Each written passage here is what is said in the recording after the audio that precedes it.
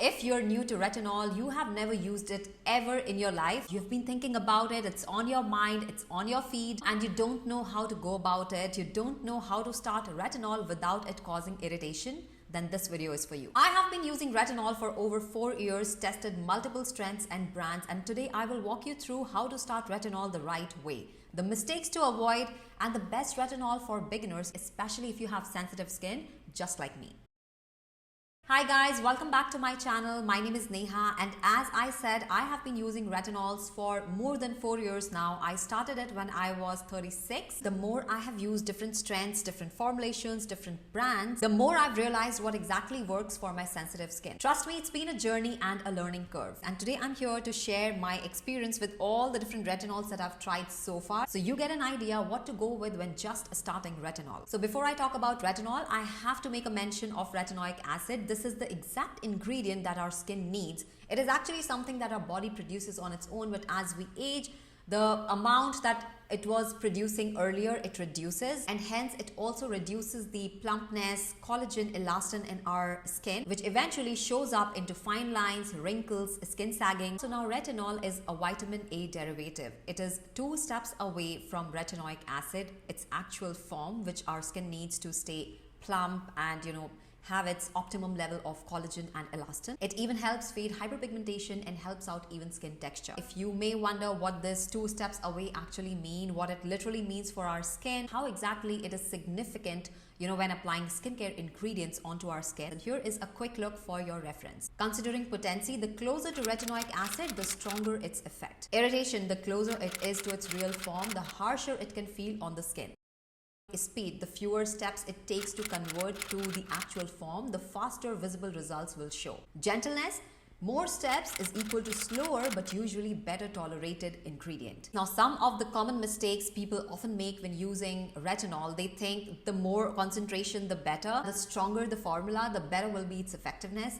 But in case of retinol, it's actually not true, and you should be taking it very seriously. Some people go really strong with the first use, and that actually is going to cause irritation, burn, peeling, purging, especially when you talk about skin tone like ours, Indian brown skin. A 2023 research indicates that while retinoids are effective in treating acne in individuals with skin of color, they can cause side effects such as dryness, peeling, and irritation. These side effects may increase the risk of post-inflammatory hyperpigmentation, a common concern in Indian skin. According to another study, a 15-year single-center study found that Asian patients may be less likely to tolerate topical retinoids compared to black patients, with a similar trend observed when compared with white patients. This suggests that individuals with Indian skin may experience more irritation and side effects from retinol, highlighting the need for cautious introduction and monitoring. Also, when you are just starting with retinol, do not make the mistake of going too often with it. I made this mistake 4 years back when I just started with using the CeraVe retinol, although it was encapsulated, and I remember I went in 3 nights in a week. It caused me breakouts. Now when I think back,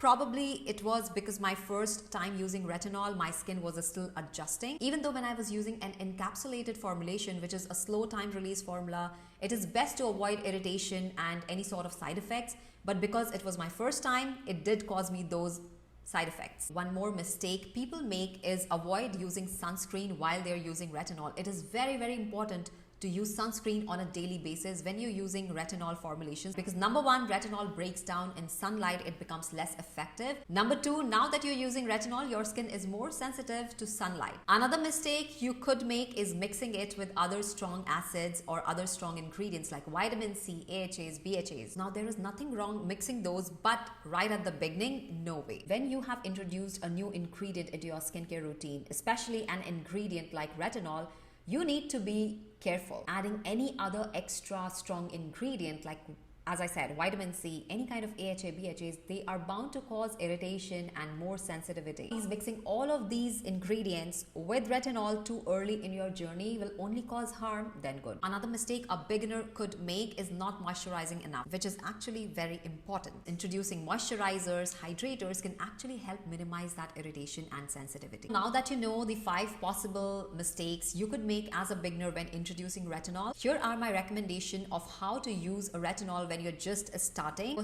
based on my own personal experience and what the research says. Remember, I have oily to combination to sensitive skin. Not every product sits well on my skin, and that's why these recommendations become even more important if you have a skin like mine. Start with the lowest possible strength, 0.25% to 0.3%, or go for encapsulated retinol because these are slow time release formulations which help minimize any sort of irritation. Frequency makes a big piece of chunk here because it made a big piece of chunk for me. Even today, I cannot go more than 3 times. Like 3 times is a max in a week.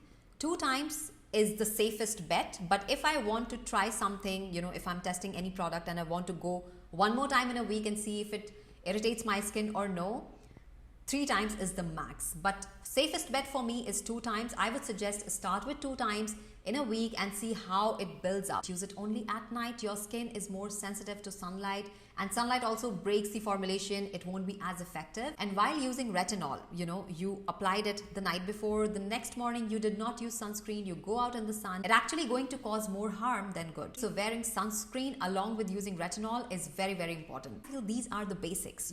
For most of us, if you follow these instructions, the retinol would work beautifully for you. But if you have sensitive skin, and even after following all these instructions, your retinol is still giving you acne, purging, peeling, then here are 3 more tips you could include. Number 1, dry skin application. So do not go ahead and apply it right away onto half dried skin, or your skin still feels wet. Or if you have applied a serum before, just wait for it to completely dry and then apply your retinol, because when your skin is slightly damp from products or from water, the other products that you apply on it, they sink in deeper, which might cause more irritation in case of using retinol, something with which your skin needs more time to adjust. Another method that works beautifully for me is sandwich method. So I apply my moisturizer, I apply retinol, and then I sandwich it with the top layer of moisturizer. This one is usually a thick occult moisturizer because I want to go in heavy with hydration and moisturization, so I reduce any chance of irritation or acne flare-ups. Now that you know all the mistakes to avoid, you follow all the instructions exactly the way it should be incorporated,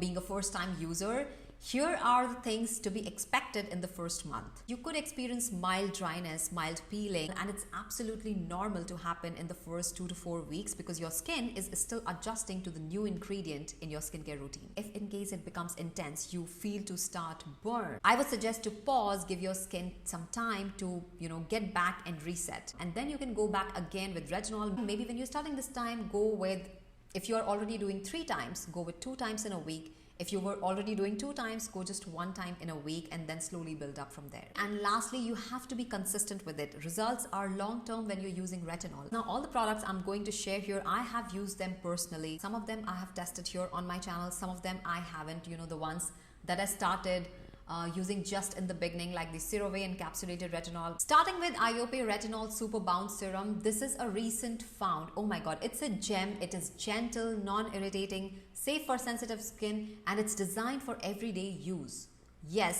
Yes, you can use it every single day. Just remember not to skip your sunscreen. If you can get your hands on a tinted sunscreen, that's even better. Dermaform Retinol Bakuchiol Niacinamide Serum. It's soothing, barrier supporting, beginner friendly. Oh my god, it feels luxurious. It smells amazing. The next one is Bare Minerals Ageless Phytoretinol Night Concentrate. It's a Bakuchiol alternative, great for dry, sensitive skin. It's a 10% phytoretinol night concentrate, which means it is a plant-derived alternative for retinol, and it gives similar effects with minimum or no irritation. Banish Retinol plus Ceramide Serum. It is gentle, it protects your skin barrier. As it is combined with ceramide, it sits beautifully on the skin.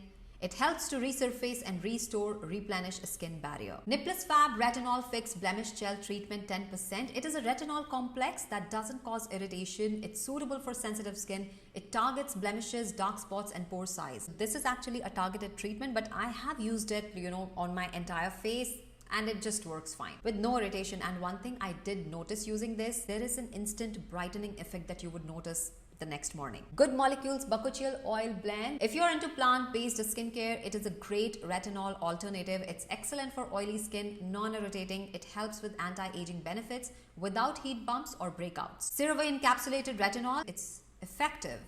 Just be cautious if you're just starting with it. Do not go overboard with it. Even if it is encapsulated retinol, it's still retinol. It's a slow time release formula. It's still going into your skin. So go slow with it. The ordinary retinol in squalene, it is a budget friendly. Start with the lower strength. This one I have is 1%. There is an option of 0.2% in squalene. Also a note on squalene, like squalene, if it works beautifully for your skin, go with it. Especially for I have seen squalene has caused me irritation. Another one is Paula's Choice 0.3% retinol plus 2% bakuchiol. Now this one, because it's a combination of 0.3% retinol and 2% bakuchiol, it's good for transitioning from beginner to intermediate retinol use. Now if you have started using retinol already, let me know in the comments what worked for you, what didn't. I would love to know. It literally helps me to know what you guys are really using, in real life, in actual, because a lot of products you see online, influencers using it, but at times not all of them are effective, and the right